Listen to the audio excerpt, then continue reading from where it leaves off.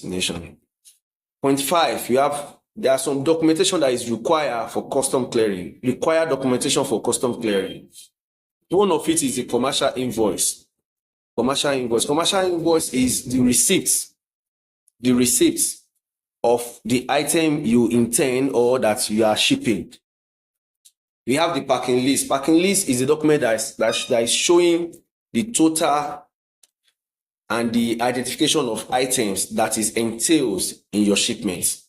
We have bill of lading, just like I explained earlier. Bill of lading is also referred to as airway bill. They show the information of the sender, the receiver, the airline, and also the information of the shipments. We have certificate of origin. That is also required. We have import and export license. That one is also required by your freight forwarder. Your freight forwarder is expected to provide this information. That's the import and export license. We have custom declaration form. Point 6, the roles and responsibility of a freight forwarder.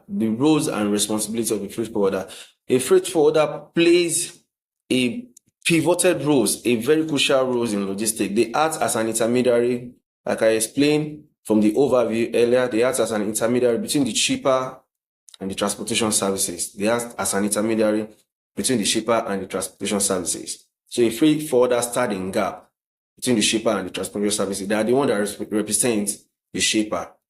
So one of the responsibility of the freight forwarder is to advise the clients on the best method of transportation. You advise the clients on the best method of transportation. There are some items that they are forbidden on air. It is a function of a freight forwarder to advise the client that, okay, this kind of item should be moved with the sea option. Is the responsibility of a freight forwarder to undo custom clearance and documentation. They are meant to undo custom clearance and documentation. They are meant to ensure cargo insurance is in place. Gone are those days when you take your item without insurance. Because once an item is missed in transit and is not properly insured, nobody's going to pay you a dime for it. It is the function of a freight forwarder to coordinate with the carriers for timely delivery. They are supposed to synergize with the carrier to get the accurate time when the flight will be leaving, estimated time of arrival, which is also called ETA. That's the function of also a freight forwarder. They are meant to provide the tracking information to the clients. Because with this new method of tracking now, it will even make the shipper and also the receiver to be at peace. So it's the function of the freight forwarder to provide this information to them. Point 7, transportation management in logistics. Effective transportation management involves planning, execution, and optimization of freight movements.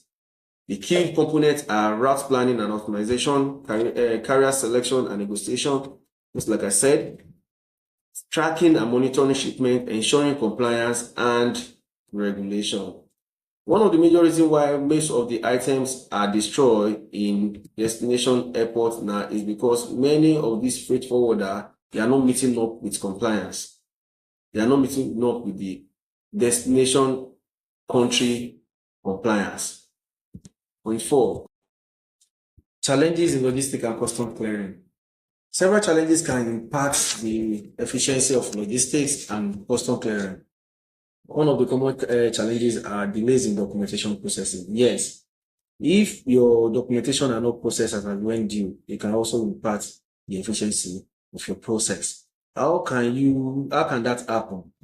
As I explained earlier, some of the documentation that is needed for your clearing purposes, one of which is your import and export document license, your commercial invoice, your bill of lading, your release, and some other ones. All this documentation will process in time, and you must give yourself some space for you to have an accurate timing.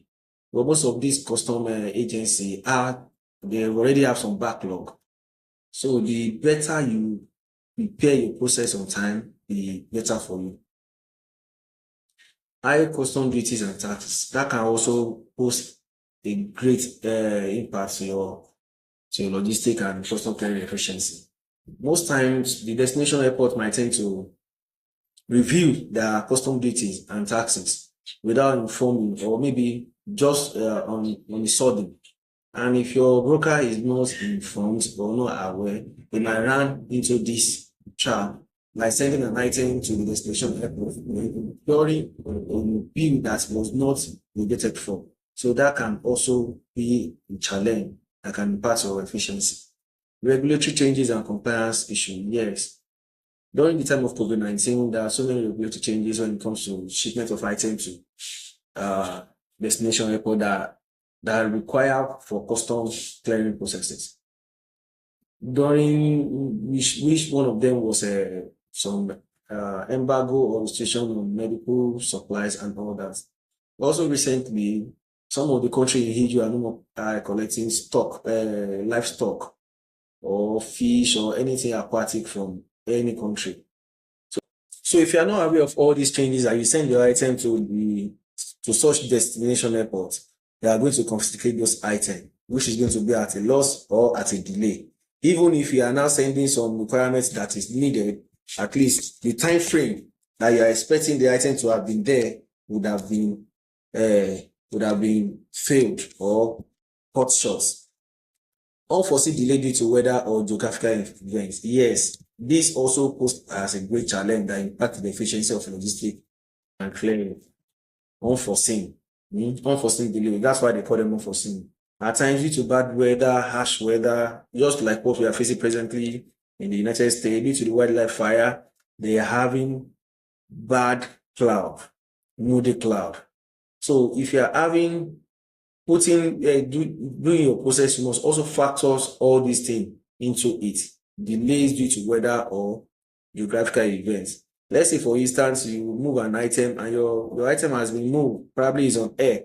And before getting to, let's say, Asia, it faces some resistance, some local resistance at Ukraine. You see that's going to cause us a delay. So those are some of the geographical events, and then some weather issue that also causes delay or challenges, that poses challenges when it comes to logistics and supply chain. Best practice for efficient custom clearing. Best practices for efficient custom, that is adopting best practices can streamline the custom clearing process and reduce delay. What are the best practices? Ensure accurate and complete documentation, just like we discussed earlier. Stay updated with custom regulation and tariff. Develop relationship with reliable custom brokers. Yes, you need that. Use technology for tracking and compliance. Just like some of the courier companies are doing now, the likes of DHL, FedEx, and UPS, they now make use of tracking information that can give you real-time situation of where your item is. Plan for contingency and delay.